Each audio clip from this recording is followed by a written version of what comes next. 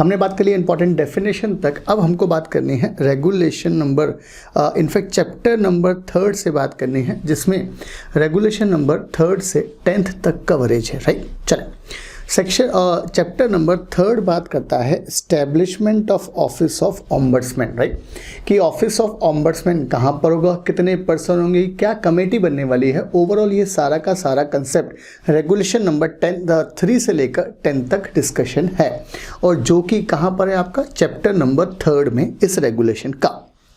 Now सबसे पहला regulation मतलब रेगुलेशन नंबर 3 की बात करें। रेगुलेशन नंबर 3 इंपॉर्टेंट है क्योंकि ये बात करता है establishment and appointment of ombudsman. तो सबसे पहले लॉ में बोला गया कि SEBI board on recommendation of selection committee, एक यहाँ पर क्या बनने वाली है यार, सिलेक्शन कमेटी। और जो आपकी सिलेक्शन कमेटी बनेगी उसमें कौन कौन पर्सन होने वाला है, तो 3 तरह के पर्सन का कवरेज है।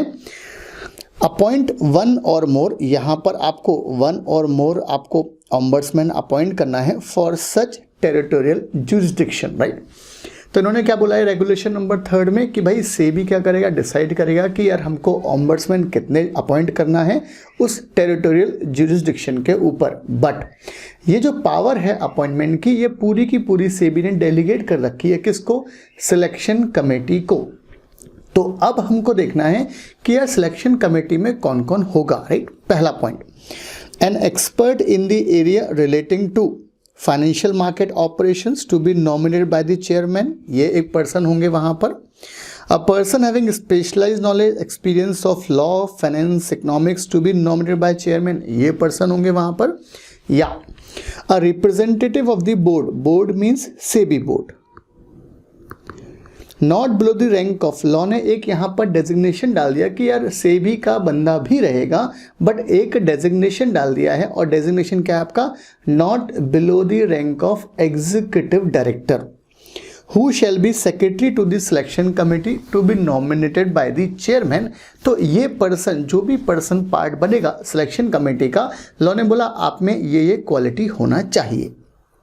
आगे, at the request of the board, जो सिलेक्शन कमेटी है वो बनाएगी एक panel of person, may also prepare a panel of persons out of which a person may be appointed as a stipendiary ombudsman. Stipendiary ombudsman मतलब वो ombudsman जो specific complaint के लिए बनाया गया है, डेजिग्नेट किया गया है, उसको हम क्या बोलेंगे यार, स्टाइपेंडरी ऑम्बड्समैन, राइट। ध्यान से, The panel shall remain in force for a maximum period of 2 years। इन्होंने वैलिडिटी दे दी कि भाई पैनल का कॉन्स्टिट्यूशन जो आपने किया है पैनल ऑफ पर्सन का, वो कब तक रहेगा, तो लॉ ने बोला 2 साल तक। And shall be reconstituted from time to time, provided that any person in the existing panel may be eligible to be included in the reconstituted panel। जो भी उस पैनल ऑफ पर्सन का पार्ट है उसको जब हम रिकॉन्स्टिट्यूट करेंगे panel को 2 साल के बाद, तो लॉ ने बोला जो पुराना वाला मेंबर है उसको हम नए वाले में अपॉइंट कर सकते हैं, राइट। तो ये हमारे पास ओवरऑल रेगुलेशन नंबर 3 बात करता है किस चीज़ की यार, establishment and appointment of ombudsman. SEBI को पावर है, सेबी डेजिग्नेट करेगा एक या एक से ज़्यादा ombudsman for particular territorial jurisdiction. But ये जो अपॉइंट होगा वो अपॉइंट कौन करेगा यार, सिलेक्शन कमेटी।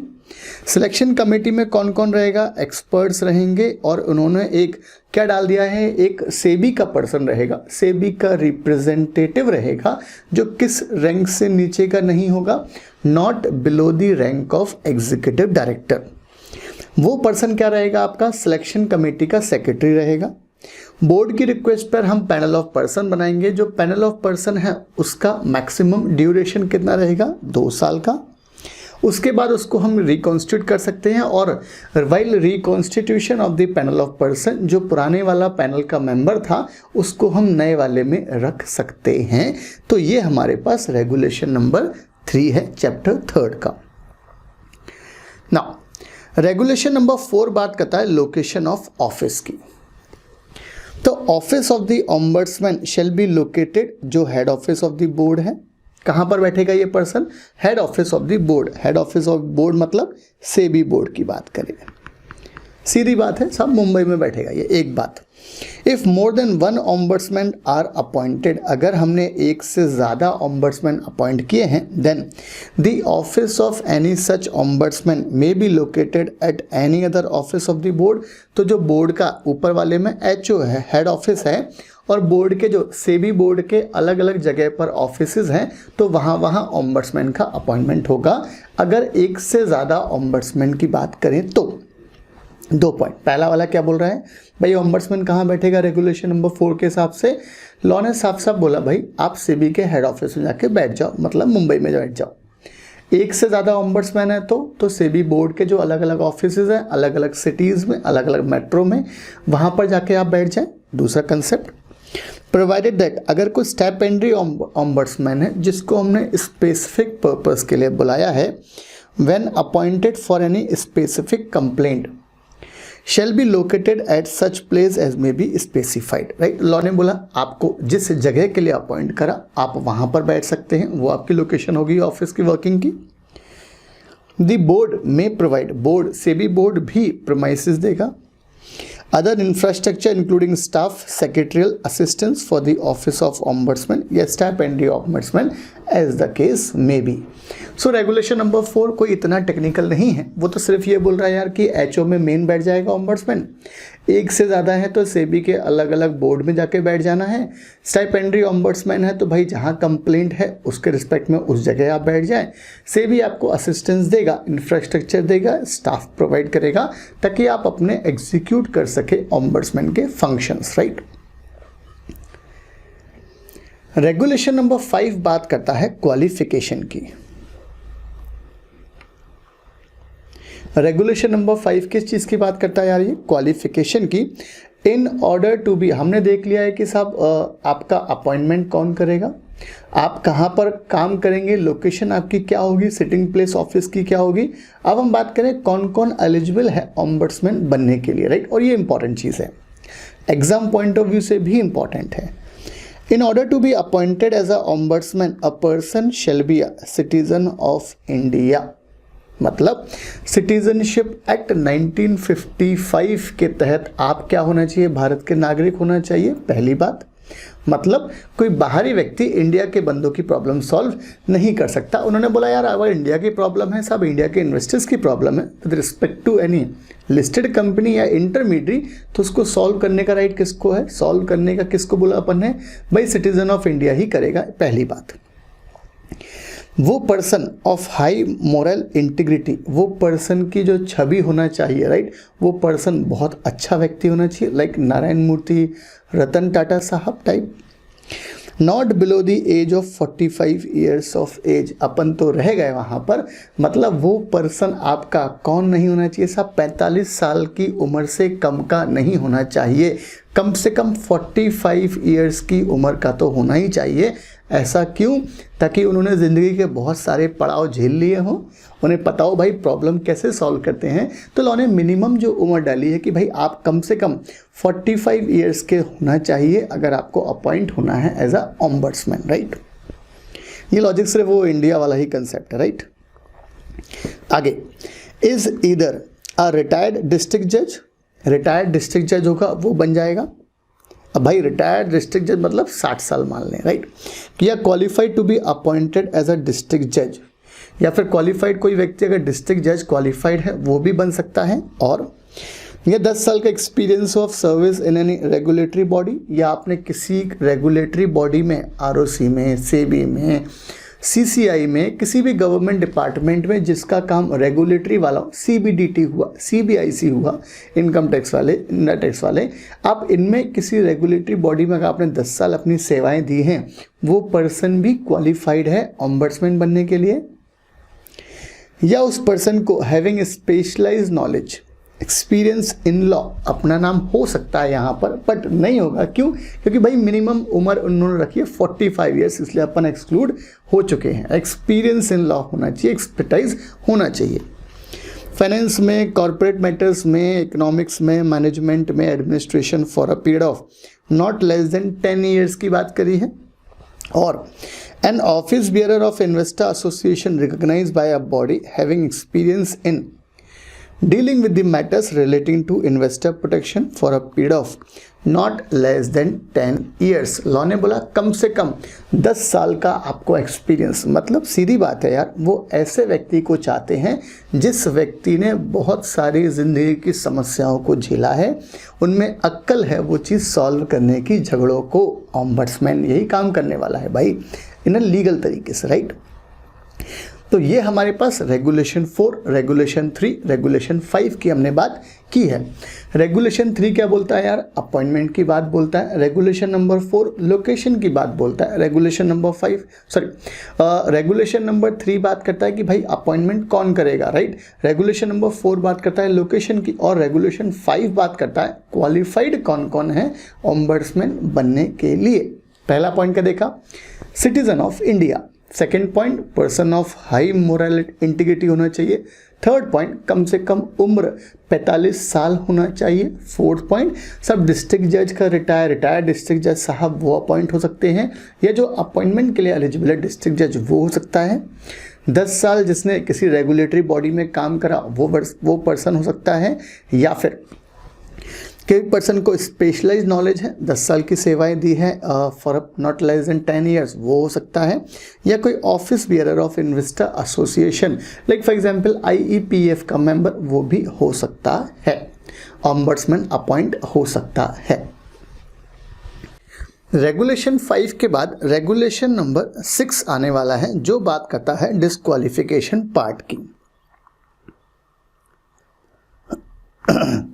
डिस्क्वालिफिकेशन की बात करता है, a person shall not be disqualified to hold the office of ombudsman if he, पहला, is an undischarged insolvent, right.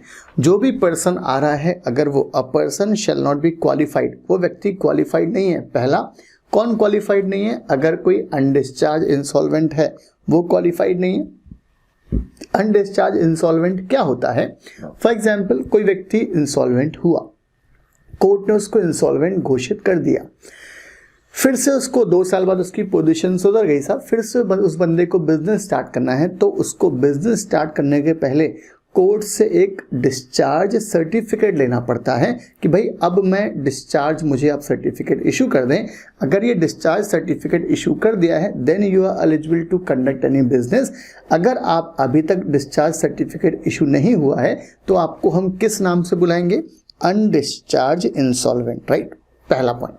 Second point, has been convicted for of an offence involving moral turpitude. किसी व्यक्ति ने कुछ काम किया है, moral turpitude है, वो बात है। Has been found to be a unsound mind and stand so declared by the competent by a competent court, ये पॉइंट आएगा। पहला वाला क्या है? Undischarged insolvent. सेकेंड पॉइंट, कोई मॉरल टर्पिट्यूड करा। मॉरल टर्पिट्यूड मतलब आपने कोई अनैतिक कार्य किया। लॉ ने बोला अरे भाई हमने बोला है क्वालिफिकेशन में अपॉइंटमेंट जब होगा आपका तो वो person moral integrity, high integrity का होना चाहिए, अच्छी छवि का होना चाहिए वो व्यक्ति, वो अपॉइंटमेंट। तो लॉजिकल है यार, ये वाला पॉइंट तो वैसे भी चला गया कि अगर किसी व्यक्ति ने कोई मॉरल टर्पिट्यूड कर दिया तो वो पर्सन क्या नहीं कर पाएगा? वो पर्सन डिस्क्वालिफाइड है for the purpose of appointment as पर रेगुलेशन नंबर 6 के हिसाब से। Has been found of a unsound mind और stand so declared by the competent court, वो भाई को झटके आते हैं, राइट। वो पर्सन अनसाउंड माइंड है, कोर्ट ने बोल दिया ये व्यक्ति पागल है, तो लॉ ने बोला ऐसे व्यक्ति को भी आप ऑम्बड्समैन की पोजीशन पे अपॉइंटमेंट नहीं कर सकते, राइट। रेगुलेशन नंबर कौन सा? ये 6 है। Has been charge sheeted for any offence including any economic offences. आपने PNB बैंक से आप चले गए साहब, मेहुल चौकसी की बात करें अपन, ऐसे व्यक्ति जिसके अगेंस्ट में कोई चार्ज शीट फाइल हुए पुलिस में या फिर कोई इकोनॉमिक ऑफेंस किया, राइट, ऐसे पर्सन को भी विजय माल्या साहब बनना चाहे ऑम्बड्समैन, लॉ ने बोला बेटा घर बैठो, आपको परमिसिबल नहीं है। Fifth point, has been a whole time director in the office of any intermediate और लिस्टेड कंपनी और a period of at least 3 years has not lapsed.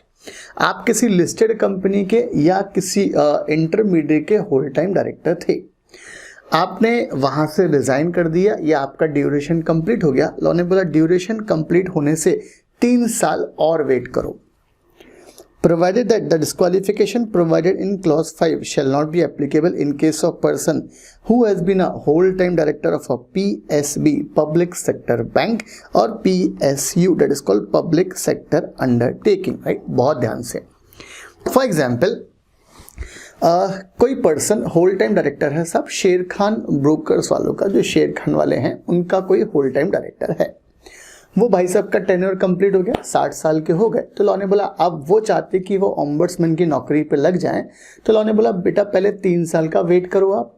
But ये 3 साल का वेटिंग पीरियड रिक्वायर्ड नहीं है अगर आप होल टाइम डायरेक्टर थे किसी पब्लिक सेक्टर बैंक के, state bank of India, bank of Baroda या किसी पब्लिक सेक्टर अंडरटेकिंग के, तो लॉ ने बोला इनमें आपको 3 साल रुकने की जरूरत नहीं है। जैसे ही आपने रिजाइन किया आप ऑम्बड्समैन के लिए अपॉइंट हो सकते हैं। ये हमारा रेगुलेशन नंबर कौन सा है यार? रेगुलेशन नंबर 6 बात करता है, राइट। चल, तो रेगुलेशन नंबर 6 में 5 पॉइंट दिए हैं डिस्क्वालिफिकेशन में। सबसे पहला point undischarged insolvent, second point moral turpitude, third point unsound mind, fourth point chargesheet file हुई है, कोई इकोनॉमिक ऑफेंस किया, राइट। आप ऐसे ही याद करें, पहला पॉइंट क्या है यार हमारे पास, वो पर्सन अनडिस्चार्ज इंसॉल्वेंट है, सेकंड पॉइंट क्या है, मॉरल टर्पिट्यूड करा है, थर्ड पॉइंट क्या है, आपने कोई ऑफेंस अनसाउंड माइंड है, fourth point economic offence chargesheet file हुई है, और फिफ्थ पॉइंट इंपॉर्टेंट है, एग्जाम में इसके ऊपर 5 नंबर का, 2 नंबर 3 नंबर का सवाल पूछ सकते हैं वो बनाकर कि भाई कोई भी पर्सन जो पहले किसी लिस्टेड कंपनी या किसी इंटरमीडियरी में आप होल टाइम डायरेक्टर थे, वहां से आप हट गए, लॉ ने बोला 3 साल और वेट करो, 3 साल का वेट गैप पीरियड होना चाहिए, उसके बाद आप हमारे यहाँ ऑम्बड्समैन के लिए अप्लाई करें। बट अगर वो पर्सन होल टाइम डायरेक्टर था किसका, कोई भी पब्लिक सेक्टर बैंक का या PSU पब्लिक सेक्टर अंडरटेकिंग का, देन जो 3 साल वाला वेटिंग पीरियड है वो एप्लीकेबल नहीं होता है। आगे पब्लिक सेक्टर बैंक मतलब क्या, तो इन्होंने बोला a corresponding new bank specified in the first schedule to banking companies acquisition and transfer of undertaking act 1970 उसकी बात करी है। A corresponding new bank specified in the first schedule to the banking companies acquisition and transfer of undertaking act 1980 की बात करी है। State bank of India constitute, SBI तो भाई साहब पहले आता है, स्टेट, जब भी PSB बोल दिया पब्लिक सेक्टर बैंक, सबसे पहला दिमाग क्या छपना चाहिए आपके दिमाग में, state bank of India, right, सबका बैंक सबका भला। A subsidiary bank is defined in the SBI या फिर SBI की कोई सब्सिडरी हो, for example state bank of Travancore हुआ करता था, स्टेट बैंक ऑफ मैसूर, ये सब क्या है इसकी SBI की सब्सिडीज हैं, राइट। एंड PSU मतलब क्या है, means any corporation established by under any central act, state act, provincial act और a government company as defined in section 393 of the companies act 2013 and which is controlled and owned by the central government, right. तो law ने बोला ये सब आप बने हो कोई भी कॉर्पोरेशन, कोई सेंट्रल एक्ट में, स्टेट एक्ट में, प्रोविंशियल एक्ट में, आपको कंट्रोल कौन कर रहा है यार, सेंट्रल गवर्नमेंट, तो आपको हम क्या बोलेंगे सब, पब्लिक सेक्टर अंडरटेकिंग, राइट। तो उसका अगर कोई होल टाइम डायरेक्टर है then he is also eligible to be appointed as a ombudsman under regulation 5, right? तो ये हमारे पास डिस्क्वालिफिकेशन का कॉन्सेप्ट था। नाउ रेगुलेशन नंबर 7 में बात कर रहा है यार टेन्योर की। अरे भाई ये बंदा अपॉइंट होगा, कोई भी ऑम्बड्समैन की नौकरी करेगा तो क्या जिंदगी भर काम करेगा क्या, टिल हिज डेथ ना। A person appointed as a ombudsman shall hold office for a term of 3 years। भाई साहब कितने साल तक काम करने वाले हैं ये, 3 साल तक एक बार, मतलब इनका जो एक टर्म होगा वो 3 साल का। And shall be eligible for appointment for another period of 2 years and shall be eligible for reappointment for another period of 2 years। आप 2 साल के बाद और 2 साल के लिए और अपॉइंटमेंट हो जाए, टोटल 5 years। पहली बार अपॉइंटमेंट होगा 3 साल का, रीअपॉइंटमेंट होगा 2 साल का। Provided that no person shall hold the office of ombudsman after attaining the age of 65। Maximum capping जो एज की है वो 65 साल है, 65 ईयर्स है। मतलब अगर कोई 60 साल में अपॉइंट हुआ तो 3 साल के लिए अपॉइंटमेंट होगा, 2 साल का और डाल दिया, इसलिए लॉजिक है 65 ईयर्स का। The board may terminate the services of ombudsman by giving him notice of, कम से कम आपको 3 महीने पहले बताना पड़ेगा उसको, तभी आप उसको टर्मिनेट कर सकते हैं, right, before expiry of his time period, right. तो ये हमारे पास इंपॉर्टेंट है कि भाई ऑम्बड्समैन में आपको कौन कौन व्यक्ति डिस्क्वालीफाइड है, राइट, कौन कौन व्यक्ति डिस्क्वालीफाइड, फटाफट रिकॉल करें यार। फर्स्ट पॉइंट क्या था, कोई पर्सन अनडिस्चार्ज इंसॉल्वेंट है, then he is disqualified for being appointed as a ombudsman, first point. Second point क्या था हमारे पास, कोई भी व्यक्ति ने अगर कोई मॉरल टर्पिट्यूड करा है वो व्यक्ति भी डिस्क्वालीफाइड है। किसी व्यक्ति को कोर्ट ने बोला भाई तू पागल है, अनसाउंड माइंड का है, वो भी डिस्क्वालीफाइड है। या फिर किसी व्यक्ति के अगेंस्ट में चार्जशीट फाइल हुई है या कोई इकोनॉमिक ऑफेंस किया है, सब विजय माल्या साहब है हमारे, या फिर साहब ना बोले इन लोग को, गधे हैं ये लोग, ये नीरव मोदी है या मेहुल चौकसी वगैरह है, ये पर्सन को हम बोलेंगे इनको भी हम ऑम्बड्समैन में नहीं रखेंगे। या फिर कोई भी पर्सन होल टाइम डायरेक्टर है किसी लिस्टेड कंपनी का या किसी इंटरमीडिएट का, राइट, और 3 साल का गैप होना चाहिए जब से उन्होंने लिस्टेड कंपनी या इंटरमीडिएट छोड़ा है, फिर आप अपॉइंटमेंट हो सकता है। बट ये जो 3 साल का रिक्वायरमेंट है या 3 साल का जो कंसेप्ट है, गैप है, this will not required in case of public sector bank या पब्लिक सेक्टर अंडरटेकिंग, राइट। तो ये हमारे पास कौन सा था यार, आपका रेगुलेशन नंबर 6। और रेगुलेशन नंबर 7 बात करता है ड्यूरेशन की, टेन्योर की। तो लॉ ने बोला भाई आप अपॉइंटमेंट करो 3 साल, 2 साल का क्या होगा कूलिंग, फिर 2 साल के लिए फिर से री अपॉइंटमेंट होगा, आप टोटल 65 साल के लिए अपॉइंटमेंट होगा, 65 ईयर्स से ज़्यादा का अपॉइंटमेंट पॉसिबल नहीं है, राइट। तो ये हमारे पास रेगुलेशन नंबर 6 एंड 7 की बात है। रेगुलेशन नंबर 6, 7 के बाद अब है हमारे पास रेगुलेशन नंबर 8 है, राइट। एंड रेगुलेशन नंबर 8 बात करता है रेम्युनरेशन पार्ट की, भाई कितना क्या पैसा आपको देना है, राइट। बहुत ध्यान से, जो भी आप इनको सैलरी देंगे, अलाउंसेस देंगे या कोई भी ऑनरोरियम देंगे या fees payable to other terms and conditions of service of ombudsman, सब कौन डिसाइड करेगा यार, बोर्ड। अरे भाई एक याद रखना यार, एक प्रिंसिपल होता है कि जिसने आपको अपॉइंट किया वही आपकी फीस डिसाइड करता है, ये लॉजिक है। ये कंपनी ऑडिट में भी कंसेप्ट है कि भाई ऑडिटर का जिसने अपॉइंटमेंट करा, चाहे वो बोर्ड हो, चाहे वो एजीएम में हो, चाहे वो ईजीएम में हो, वही उसका रेम्युनरेशन डिसाइड करता है। उसी तरीके से आपको सेबी ने अपॉइंट करा तो आपको कितना पैसा मिलेगा, रेम्युनरेशन, आपकी सैलरी कितनी होगी, वो भी कौन डिसाइड करने वाला है यार, बोर्ड, मतलब सेबी बोर्ड। ना रेगुलेशन नंबर 9 स्पेसिफिक बात करता है स्टाइपेंडरी ऑम्बड्समैन के बारे में, राइट। चले तो स्टाइपेंडरी ऑम्बड्समैन क्या होता है, द बोर्ड में अपॉइंट अ पर्सन, बोर्ड किसी भी व्यक्ति विशेष को अपॉइंट कर सकता है as a stipendiary ombudsman out of the panel of person, regulation number 5 की बात की थी, prepared under regulation regulation number 3 में बात की थी हमने पैनल ऑफ पर्सन की। अंडर रेगुलेशन 3(4) ये मेंशन है for the purpose of acting as a ombudsman in respect of any specific matter. याद रखना यार, अगर किसी स्पेसिफिक मैटर के लिए आपने किसी व्यक्ति को अपॉइंट किया तो वो पर्सन जो कंप्लेंट सॉल्व करने के लिए, उस पर्सन को हम रेगुलेशन नंबर 9 में क्या बोलेंगे यार, स्टाइपेंडरी ऑम्बड्समैन। ये बात हमेशा ध्यान रखना।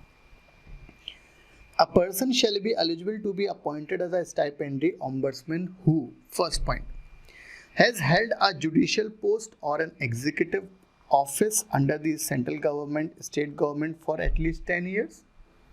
अरे भाई कोई भी व्यक्ति जुडिशियल पोस्ट कोई होल्ड करे हैं as a executive office under the central government, state government, कम से कम 10 साल के लिए, या कोई पर्सन है जिसको एक्सपीरियंस है 10 साल का इन मैटर्स रिलेटेड टू कंज्यूमर और इन्वेस्टर प्रोटेक्शन, मतलब जो कंज्यूमर प्रोटेक्शन एक्ट है अगर कोई उसका भी जज है वो भी पर्सन क्वालिफाइड है। लीगल प्रैक्टिशनर है भाई in corporate matters for at least 10 years, वकील साहब है 10 साल का एक्सपीरियंस है, वो वकील साहब भी एलिजिबल हैं। Has serve for a minimum period of 10 years in any public financial institution, कोई व्यक्ति पीएफआई में 10 साल काम कर चुका है with in the meaning of section 4A of companies act 1956 और अ रेगुलेटरी बॉडी, राइट। लॉ ने बोला ऐसे पर्सन को भी, ऐसा पर्सन भी क्वालिफाइड है, राइट, स्टाइपेंडरी ऑम्बड्समैन बनने के लिए, राइट। तो पहला पॉइंट क्या है यार, कोई भी पर्सन जो जुडिशियल पोस्ट हो और एन एग्जीक्यूटिव पोस्ट हो सेंट्रल गवर्नमेंट में, स्टेट गवर्नमेंट में 10 साल वाला, वो क्वालिफाइड है। कोई भी पर्सन जिसने कंज्यूमर या इन्वेस्टर प्रोटेक्शन वाला मैटर डील कराओ, 10 साल का एक्सपीरियंस हो, वो क्वालिफाइड है। वकील साहब 10 साल वाले, वो क्वालिफाइड है। या कोई पर्सन ने कोई पीएफआई की तरह सर्व किया है 10 साल का, वो भी क्वालिफाइड है।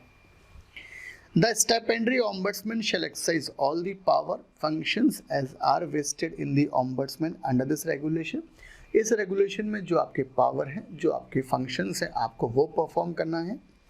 The stipendary ombudsman shall be paid such fees। कौन डिसाइड करेगा यार? SEBI board. अरे भाई कितनी का तनख्वाह इनको मिलने वाली है, वो सारा का सारा कौन डिसाइड करने वाला है यार? सेबी बोर्ड, एज पर रेगुलेशन नंबर 8 की बात की है हमने। चलो नेक्स्ट इज रेगुलेशन नंबर 10 बात करता है यार टेरिटोरियल ज्यूरिसडिक्शन की। एवरी ऑम्बड्समैन और stipendiary ombudsman shall exercise jurisdiction in relation to any area as may be specified by the board by an order, right. मतलब बोर्ड डिसाइड करेगा कि भाई तुझे कहाँ तक राइट है, कौन सा राइट आपको एक्सरसाइज करने का राइट है, ये सारा का सारा कौन डिसाइड करने वाला है? सेबी बोर्ड। रेगुलेशन नंबर 10 है, राइट।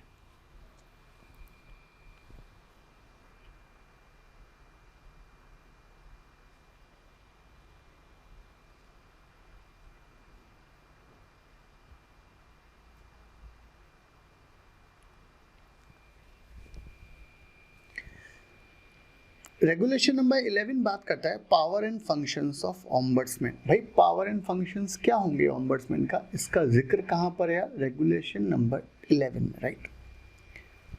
सो रेगुलेशन नंबर 11 जनरल और अदर पावर दी गई है। जनरल की बात करें, the ombudsman shall have the following power and functions. पहला, सबसे पहला काम, बेसिक काम भाई, कंप्लेंट रिसीव करने का काम है। To receive complaints specified in regulation 13 against any intermediate और लिस्टेड कंपनी और बोथ। सबको पता है, हम स्टार्टिंग से पढ़ते आ रहे हैं कि भाई अगर कोई भी आपको दिक्कत है कोई लिस्टेड कंपनी से या इंटरमीडिएट से, हमारे पास आओ।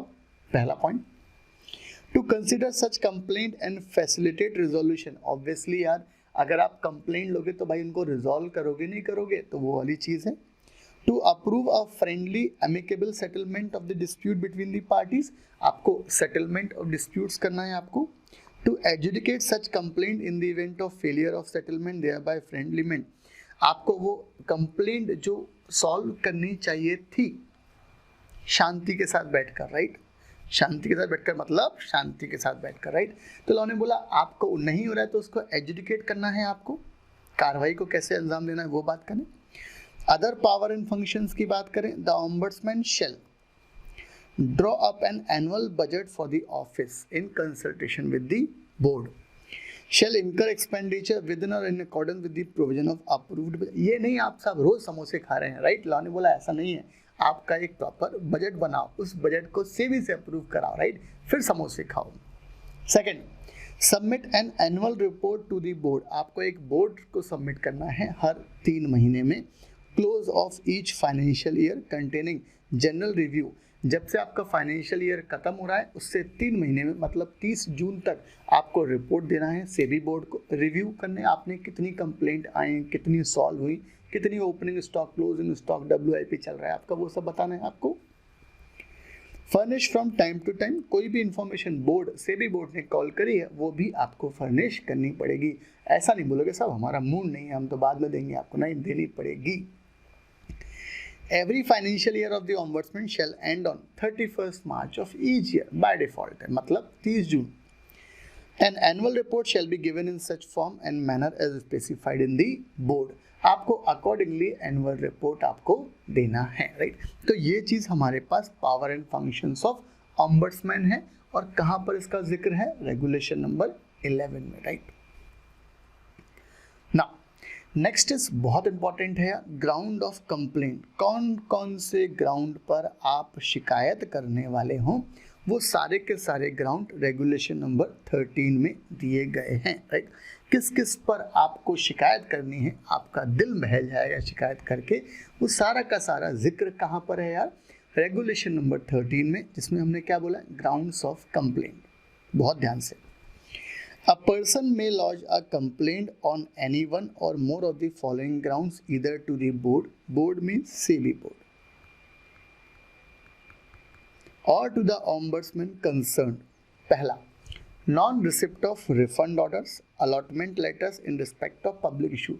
सब कोई कंपनी IPO लेकर आई थी, कोई कंपनी FPO लेकर आई थी, भाई ने शेयर्स तो दिए नहीं, शेयर्स नहीं दिए तो आपको पैसा रिफंड करना चाहिए, नहीं दिया रिफंड भाई अभी तक। अलॉटमेंट लेटर नहीं दिया, आपको अलॉट हो गए थे बट अलॉटमेंट लेटर नहीं मिला, शिकायत कर दो 13 में, ग्राउंड है कंप्लेंट करने का। First point. या कोई म्यूचुअल फंड वालों ने या कोई CIS वालों ने, कलेक्टिव इन्वेस्टमेंट स्कीम्स वालों ने शिकायत करने का आपको हक है। First point. Second, non receipt of share certificate, unit certificate, debenture certificate या बोनस शेयर, कुछ नहीं मिला आपको, बस एक दिलासा मिली है कि भाई मिलने वाला है बट आपको कुछ नहीं मिला। Second point. Third point, non receipt of dividend by share holders और यूनिट होल्डर्स। शेयर होल्डर को ना तो बेचारों को क्या मिला, कोई डिविडेंड मिला, ना म्यूचुअल फंड से कोई आपको कोई डिविडेंड मिला। यूनिट होल्डर्स को, अरे भाई कंपनी के जो शेयर्स होल्ड करता है उसको हम शेयर होल्डर बोलते हैं, और म्यूचुअल फंड में जो यूनिट्स एक्वायर करता है उसको हम क्या बोलते हैं यार, यूनिट होल्डर्स।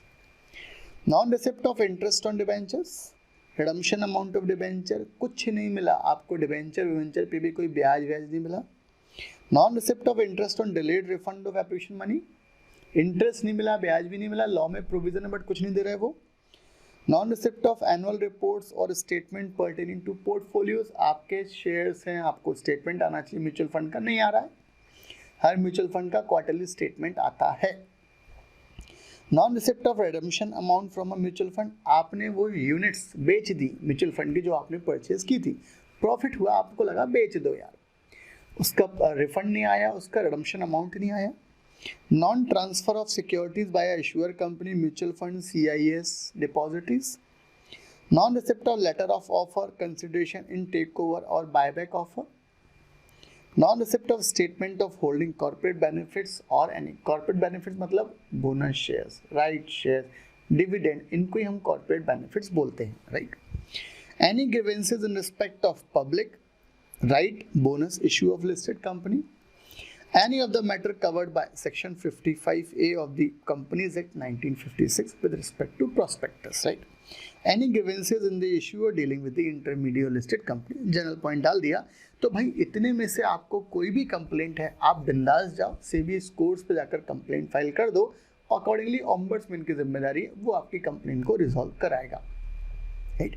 सो रेगुलेशन नंबर 13 में आपको कंप्लेंट्स दी गई हैं कि भाई कौन कौन से ग्राउंड हो सकते हैं कंप्लेंट फाइल करने के। रेगुलेशन नंबर 4 में प्रोसीजर ऑफ फाइलिंग कंप्लेंट है। A person who has a grievances against अगर किसी व्यक्ति को कोई शिकायत है, किसके अगेंस्ट में, कोई लिस्टेड कंपनी के अगेंस्ट में या कोई इंटरमीडियरी के अगेंस्ट में, राइट।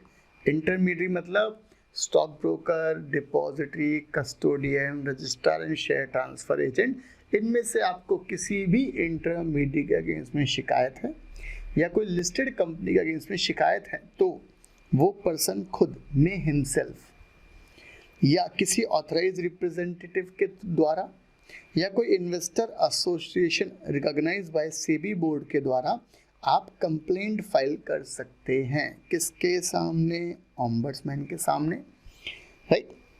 आगे आपको कंप्लेंट फाइल करनी है ऑम्बड्समैन के सामने, राइट। खुद चले जाओ, किसी रिप्रेजेंटेटिव के थ्रू कंप्लेंट फाइल कर दो, या कोई अगर इन्वेस्टर एसोसिएशन है तो आप उनकी भी हेल्प ले सकते हैं कंप्लेंट फाइलिंग में। Within whose jurisdiction to the registered or the corporate office of such listed company or intermediary is located, मतलब फॉर एग्जाम्पल आप मुंबई में हैं तो भाई मुंबई में आपकी कंपनी का जो रजिस्टर्ड ऑफिस है या इंटरमीडिएट का रजिस्टर्ड ऑफिस है, उस एरिया में, वो एरिया जिस ऑम्बड्समैन के अंदर आ रहा है, आप वहाँ पर कंप्लेंट फाइल कर दिए, फाइल कर दी। NP मतलब no problem, it's not net profit, right, no problem. Exam में आपको ये नो प्रॉब्लम नहीं लिखना, ये सिर्फ समझाने के लिए आपको, राइट। लो भाई लिख दिया हमने, NP मतलब नो प्रॉब्लम।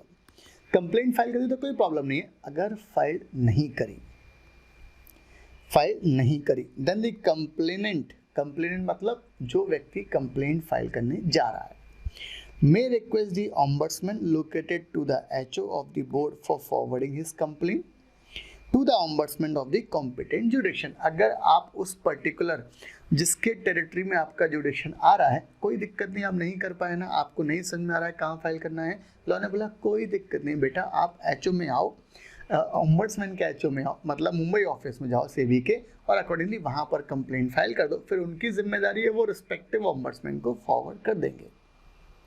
आगे इंपॉर्टेंट पॉइंट है, ये चीज इंपॉर्टेंट, राइट।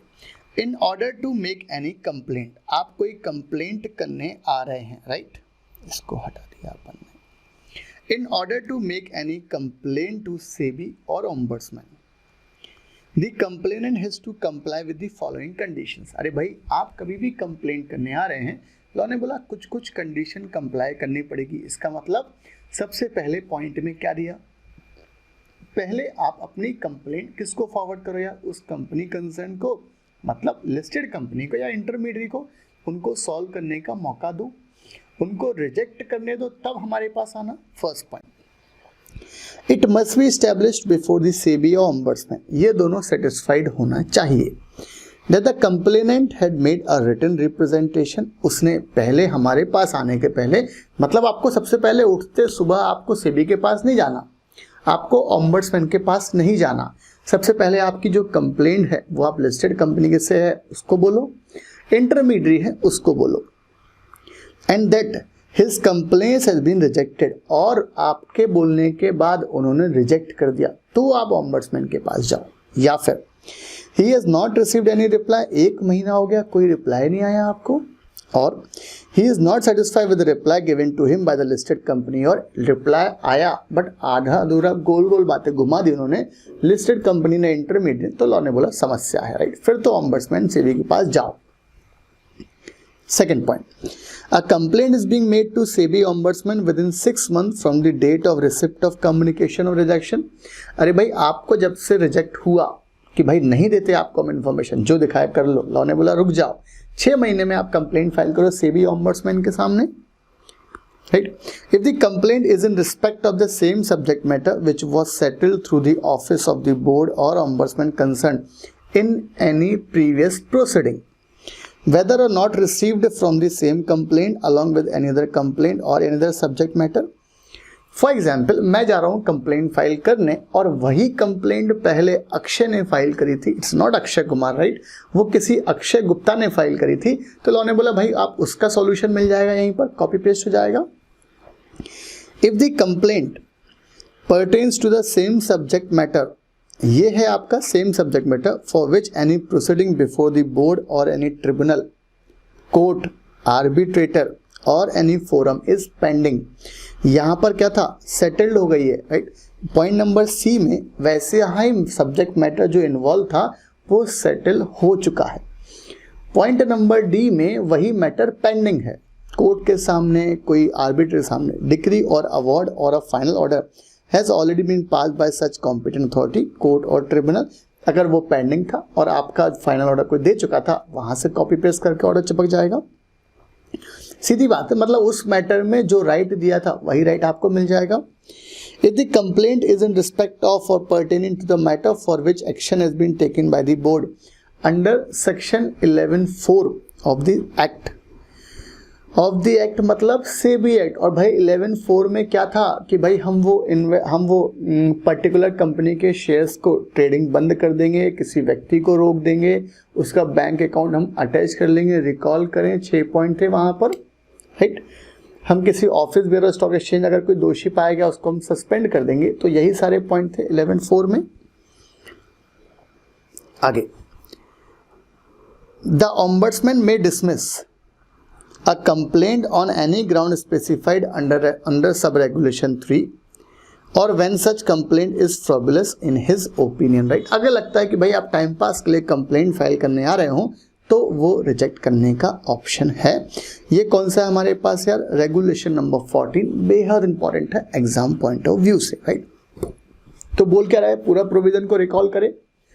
अगर कोई पर्सन को कोई कंप्लेंट है रेगुलेशन नंबर 13 के अकॉर्डिंग, कोई आपके पास ग्राउंड ऑफ कंप्लेंट है, लॉ ने बोला आप किसके अगेंस्ट में, लिस्टेड कंपनी या इंटरमीडिएट अगेंस्ट में, तो आप खुद जाओ, किसी ऑथराइज रिप्रेजेंटेटिव के थ्रू जाओ, या कोई एसोसिएशन, इन्वेस्टर एसोसिएशन के थ्रू जाओ, कंप्लेंट फाइल करो ऑम्बड्समैन को।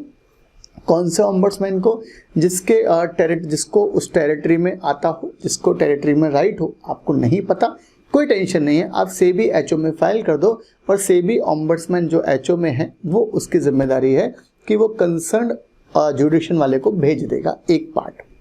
दूसरा पार्ट क्या बोल रहा है इस तरफ का हमारे पास राइट हैंड साइड का, कि भाई अगर आपने कोई कंप्लेंट फाइल करी है सेबी को या ऑम्बड्समैन को, तो कंप्लेनेंट को कुछ कंडीशन फॉलो करनी पड़ेगी। सबसे पहले आपको मौका दो उनको सुनने का। अब उसमें भी उन्होंने मना कर दिया, या आपको कोई 1 महीने में कोई जवाब नहीं दिया, या थर्ड पॉइंट दिया बट आधा अधूरा दिया, लॉ ने बोला कोई टेंशन नहीं है, 6 महीने में आप कंप्लेंट फाइल करो। सेम सब्जेक्ट मैटर है, पेंडिंग था किसी कोर्ट के सामने, कोई अथॉरिटी के सामने, तो वही मैटर आपको मिल जाएगा, या वो 11(4) ऑफ द सेबी एक्ट का जो ऑर्डर है वो भी ऑर्डर डायरेक्शन इशू कर सकता है सेबी, राइट। और लास्ट पॉइंट, ऑम्बड्समैन जरूरी नहीं आपकी कंप्लेंट डील करे अगर आपकी कंप्लेंट में कोई वजह ही नहीं है, राइट। आपने ये कंप्लेंट फाइल करी कि सर ये कंपनी इतना प्रॉफिट कमा रही है, डिविडेंड नहीं बांट रही है, राइट। लॉ ने बोला फालतू बात मत करो यार, ये कोई कंप्लेंट नहीं है, राइट। आपके पास प्रॉपर कंप्लेंट होना चाहिए फाइल करने के लिए। रेगुलेशन नंबर 15 बात करता है, नॉर्मल कंसेप्ट है, power to call for information, right. For the purpose of carrying out duties under this regulation, ombudsman को लगता है तो आपसे कॉल करेगा इंफॉर्मेशन लिस्टेड कंपनी से, कोई भी इंटरमीडिएट जिसका नाम कंप्लेंट में है, या कोई पर्सन, कोई इंस्टीट्यूशन, किसी अथॉरिटी से इंफॉर्मेशन कॉल कर सकता है। टू प्रोवाइड एनी इंफॉर्मेशन, आपको फर्निश करना पड़ेगा certified copy of any document relating to the subject matter of the complaint which is alleged or to be in the list of the possession, provided that in the event of failure of a listed company or the intermediary to comply with the requisition made under sub-regulation 1 without any sufficient cause, the ombudsman may, if it deems fit, draw the inference with the information, if any provided, would be unfavorable to the listed or intermediate, listed company और intermediate। मतलब ये है आपको information देनी पड़ेगी। अगर नहीं दिया, किसने, लिस्टेड कंपनी ने या इंटरमीडिएट ने कंप्लाई नहीं करा, और उनके पास कोई सफिशिएंट रीजन भी नहीं है नॉन कंप्लायंस का, तो ऑम्बड्समैन अकॉर्डिंगली अपने हिसाब से डिसीजन दे देगा, राइट। आगे, बट जो भी इंफॉर्मेशन मिली है वो ऑम्बड्समैन कॉन्फिडेंशियल रखेगा। Of any information or documents coming to his knowledge or possession in the course of discharging his duties, वो उस इंफॉर्मेशन को क्या रखेगा, कॉन्फिडेंशियल रखेगा। एक बात, उसको डिस्क्लोज नहीं करेगा किसी भी पर्सन को। such information document to any person except as and otherwise required by law। में कोई रिक्वायरमेंट है तो अलग बात है, पार्टीज की कंसेंट से तो अलग बात है, जो इंफॉर्मेशन दे रहा है। Provided further that our provision shall not apply in relation to disclosure made or information furnished by ombudsman to the board or to the publication of ombudsman award in any general newspaper filing before any court, forum or authority। बराबर है, आपको इनके सामने ले जाना है तो आपको इन्फॉर्मेशन देनी ही पड़ेगी। अरे भाई ऑम्बड्समैन से कंप्लेंट नहीं सुनते, एजुकेशन पार्ट होगा, कोर्ट के सामने जाओगे, आर्बिट्रेटर के सामने जाओगे, तो वहां तो आपको इंफॉर्मेशन देनी ही पड़ेगी। तो रेगुलेशन नंबर 15 क्या बात करता है, power to call for information. Regulation number 16 है, अच्छा रेगुलेशन है यार, और ये बात करता है सेटलमेंट बाय म्यूचुअल एग्रीमेंट, सबसे बढ़िया concept. After receiving notice of complaint by ombudsman, ombudsman को शेर खान ब्रोकर के अगेंस्ट में कंप्लेंट मिली इंटरमीडिएट अगेंस्ट में, वो भाई क्या करेगा, नोटिस भेजेगा उसके रजिस्टर्ड या कॉर्पोरेट ऑफिस पर, उस इंटरमीडिएट या लिस्टेड कंपनी के अगेंस्ट में, ऑफ द लिस्टेड कंपनी और office of intermediate name in the complaint, जिसके अगेंस्ट में भी आपको कंप्लेंट फाइल करना है, आप उसको क्या भेजोगे, एक नोटिस भेजोगे। To promote a settlement of the complaint by agreement or mediation between the complainant and the listed company or any intermediate named in the complaint, yes आपने भेज दिया। If any settlement is arrived at between the parties, अगर कोई settlement बात बनती है listed company में और उस कंप्लेनेंट में, तो ऑम्बड्समैन अकॉर्डिंगली क्या पास कर देगा, अपना डिसीजन दे देगा 1 महीने में बाय फॉलोइंग प्रोसीजर, और अकॉर्डिंगली टेक एक्शन ले लेगा from the date thereof and direct the parties to perform their obligation in accordance with the terms recorded in the award. मतलब जिस तरीके से हमने जो जो टर्म्स एंड कंडीशंस डिसाइड करी हैं, जिसके रिस्पेक्ट में डिसीजन दिया गया है किन साहब के द्वारा, ऑम्बड्समैन के द्वारा, सेटलमेंट म्यूचुअली हुआ है, 1 महीने में अपना डिसीजन दे देगा वो, राइट। तो ये रेगुलेशन नंबर 16 क्या बात कर रहा है, settlement by mutual agreement. Regulation number 17 बात करता है अवार्ड ऑन एडजुडिकेशन। मतलब अगर 16 में बात नहीं बनी, मतलब रेगुलेशन नंबर 16 में अगर म्यूचुअली बात नहीं बनी, भाई इन्वेस्टर बोला 1 लाख रुपए कंपनसेशन दो ब्रोकर को, कॉन्ट्रैक्ट नोट नहीं दिया आपने, ब्रोकर बोला नहीं दूंगा साहब 10,000 रुपए दूंगा, 90,000 कौन देगा, फिर लॉ ने बोला कोई दिक्कत नहीं 17 में आओ यार, वहां बात करेंगे हम। In the event of matter is not resolved by mutual acceptable agreement as per regulation number 16, within a period of 1 month of receipt of complaint or such extended period as may be notified by the ombudsman, he shall, based upon the information placed, material information placed before him, जो उसके पास possession में information है, after getting a opportunity of being heard, 3 महीने में decision दे देगा वो अपना, जो उसको उचित लगता है वो दे देगा। Ombudsman shall send his award to the parties to the adjudication to perform their obligation under this award। मतलब सब एक चीज ध्यान रखना यार, रेगुलेशन नंबर 16-17 में कोई टेक्निकलिटी नहीं है। 16 क्या बोलता है, भाई दोनों आपस में बात कर लो, सॉल्यूशन पे आ जाओ, जिस दिन सॉल्यूशन पे आ गया 1 महीने में वो अपना डिसीजन दे देगा। कौन, ऑम्बड्समैन। 16 में बात नहीं बनी, कोई दिक्कत नहीं, 17 में 3 महीने में अपना डिसीजन दे देंगे, बहुत फटाफट काम होना है यहाँ पर।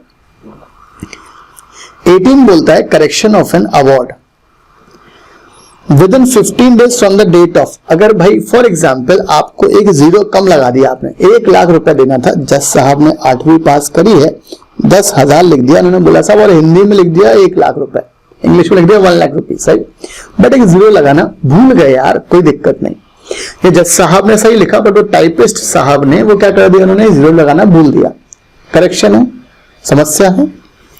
तो लॉ ने क्या बोला, with in 15 days from the receipt of the award, a party with notice to the other party may request the ombudsman to correct any computation error, any clerical typographical error or any other error of similar nature occurring in the award. If the ombudsman consider the request made above to be justified, अगर उसको लगता है कि भाई ये बंदा बोल रहा है, सही बोल रहा है, he shall make the correction within 15 days from the receipt of request which shall form part of the award। तो वो 15 दिन में उस अवार्ड को ठीक कर देगा। तो ये कौन सा हमारे पास रेगुलेशन नंबर 18 है, जो बात करता है करेक्शन ऑफ एन अवार्ड। 16, 17, 18 अगर आप रेगुलेशन नंबर एग्जाम में लिख कर आओगे, बहुत शानदार इंप्रेशन पड़ेगा एग्जामिनर के ऊपर। 16 बात करता है सब म्यूचुअल एग्रीमेंट, 17 बात करता है नहीं बन रही बात तो 3 महीने में यहाँ ऑर्डर दे देगा, और अगर जो अवार्ड दिया है इधर 16 में या 17 में अगर कोई करेक्शन करना है 15 डेज में वो करेक्शन कर देगा, राइट। आपको 15 डेज में जाना है, वो वहाँ पर करेक्शन कर देगा। ये हमारे पास रेगुलेशन नंबर 18 है, जो बात करता है करेक्शन ऑफ एन अवार्ड की। नंबर 18 बात कर रहा था 16, 17, 18 correction of an award, regulation number 18। 19 बोल रहा है यार evidence etcetera not to apply in the proceeding before ombudsman. मतलब कुछ एविडेंस अप्लाई नहीं होने वाले हैं in proceeding before the ombudsman. Strict rules of evidence under the evidence act shall not apply. मतलब जो लॉ ऑफ एविडेंस एक्ट है वो अप्लाई नहीं होगा। The ombudsman may determine, law ने किसको ऑप्शन दिया यार, ऑम्बड्समैन को, his own procedure to consistent with the principle of natural justice. But ombudsman साहब को principle of natural justice follow करना है। इसका मतलब सबको नोटिस देना है, आपको अपॉर्चुनिटी ऑफ बीइंग हर्ड देना, इसको हम क्या बोलते हैं, principle of natural justice. Ombudsman shall decide whether to hold oral hearing for the presentation of evidence. Ombudsman को राइट है आपको ओरल हियरिंग करना है, ओरल हियरिंग करो, और whether the proceeding shall be conducted on the basis of documents or other material, provided that it shall not be necessary for an investor to be present at the oral hearing। भाई अगर oral hearing हो रही है तो आपको physical presence की ज़रूरत नहीं है।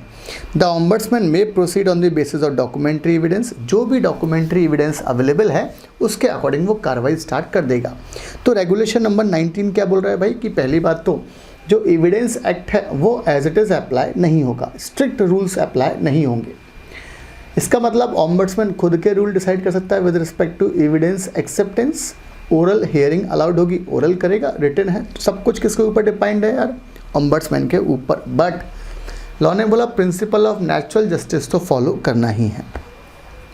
No legal practitioner shall be permitted to represent the defendant or respondent at the proceeding before the ombudsman except where a legal practitioner has been permitted to represent the complainant by the ombudsman। याद रखना अगर आप authorise हो तो ही वकील साहब आप practice करने के लिए आना, अपने मन से किसी को रिप्रेजेंट मत करना। लॉजिकल चीज़ है यार, वकील साहब को भी कौन सी पड़ी है कि सब वो खुद आएंगे, राइट।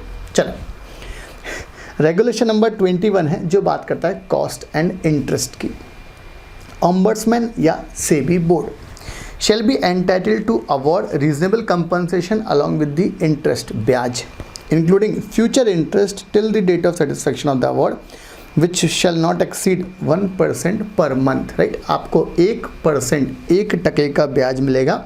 सीधी बात है, मतलब मुझे कंपनसेशन नहीं मिला, मैं कंप्लेनेंट हूँ, तो लिस्टेड कंपनी को जो कंपनसेशन देना है 1 लाख रुपए का, अरे भाई जो 16 में डिसाइड हुआ, 17 में डिसाइड हुआ, म्यूचुअल में या अवार्ड में, राइट, 1 लाख रुपए पे जितना डिले हुआ ना 1% का मुझे ब्याज मिलेगा, इससे ज़्यादा नहीं मिलेगा। The ombudsman in the case of an award, मतलब ये बात कर रहा है रेगुलेशन नंबर 17, और the board in case of order pass in the petition for review, या बोर्ड ने कोई ऑर्डर पास करा एज द केस में भी may determine the cost of the proceeding, कितनी कॉस्ट आपको रिकवर करनी है वो भी दोनों डिसाइड कर सकते हैं। The ombudsman or the board may impose cost on the complainant for filing complaint or any petition for review which is frivolous, right। आपको राइट है कि आप क्या कर सकते हैं, अगर वो कंप्लेनेंट ने कोई कंप्लेंट वही टाइम पास के लिए फाइल की है, लिस्टेड कंपनी या इंटरमीडिएट को ज़बरदस्ती परेशान करने के लिए, तो उल्टा हम उससे रिकवर कर लेंगे। ये भी रेगुलेशन नंबर 21 में इसका प्रावधान है। रेगुलेशन नंबर 20 बात करता है फाइनलिटी ऑफ एन अवार्ड, थोड़ा सा ज़्यादा इम्पॉर्टेंट है, राइट। जो भी अवार्ड दिया गया है, चाहे 16 वाला हो चाहे 17 वाला हो, लॉ ने बोला वो फाइनल है, वो बाइंडिंग है पार्टीज़ के ऊपर या जो रिस्पेक्टिवली टाइटल क्लेम कर रहा है उसके ऊपर। Any party aggrieved by the award और एडजुडिकेशन, 1 महीने के अंदर, जब से आपको 17 में अवार्ड मिला या करेक्टेड अवार्ड मिला 18 में, तब से 1 महीने के अंदर आप पिटीशन फाइल कर सकते हैं बोर्ड के पास कि भाई आप इसको सेट असाइड कर दो और रिव्यू के लिए।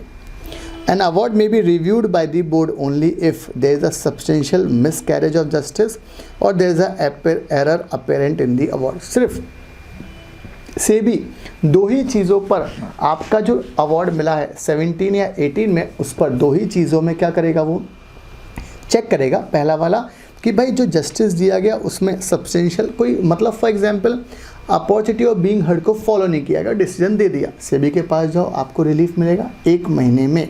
कब से, जब से 17 या 18 का अवार्ड दिया, राइट। या अगर कोई एरर है on the face of the award, where a petition for review is filed by the party, आपने लेके कंप्लेंट फाइल कर दी SEBI के सामने रिव्यू के लिए, from whom the amount mention in the award is to be paid to the other party in terms of the award. Such petition, वो याद रखना, अगर कोई लिस्टेड कंपनी ने या कोई इंटरमीडिएट ने कंप्लेंट फाइल कर दी है इनके सामने, वो चाहते हैं भाई हम रेगुलेशन नंबर 20 में रिव्यू के लिए फाइल कर दें SEBI के सामने। लॉ ने बोला एक काम करो यार, आपको कितना देना है, आपको उस कंप्लेनेंट को 1 लाख रुपए देना है। वो लिस्टेड कंपनी इंटरमीडिएट चला गया इनके सामने, SEBI के सामने रेगुलेशन नंबर 20 में, और बोलता सर वो जो ऑम्बड्समैन साहब ने हमको अपॉर्चुनिटी बीइंग हर्ड नहीं दिया, सुनवाई का मौका नहीं दिया, लास्ट ऐसे ही डिसीजन दे दिया, 1 लाख रुपए का कंपनसेशन का ऑर्डर दे दिया कंप्लेनेंट को। लॉ ने बोला है आप जाओ 20 में, but such petition shell not be entertain bye the board, जब तक कि आप इसका 75% मतलब 75,000 रुपीज़ आपको जमा करना पड़ेगा बोर्ड में, तभी वो सुनवाई चालू करेगा आपके ग्राउंड पे। प्रोवाइडेड दैट बोर्ड चाहे तो इसको कम या रिव्यू या वेव या रिड्यूस कर सकता है, मतलब बोर्ड के डिसीजन है। बोर्ड चाहे तो बोले ठीक है मत जमा करो या इसको कम जमा करो, वो सब बोर्ड डिसाइड करेगा। The board may review the award pass such order, जो भी लगता है 45 डेज के अंदर, right.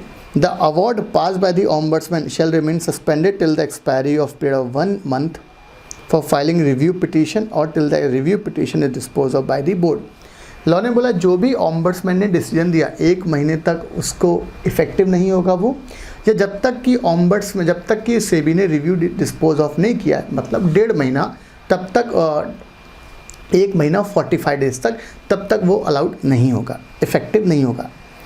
The party so directed shall implement the award within 30 days. फिर सेबी ने बोला एक काम करो, 1 लाख रुपए मत दो, आप सामने वाले को 80,000 रुपये दे दो। लिस्टेड कंपनी कितना देगी उसको, कंप्लेनेंट को 80,000 रुपये।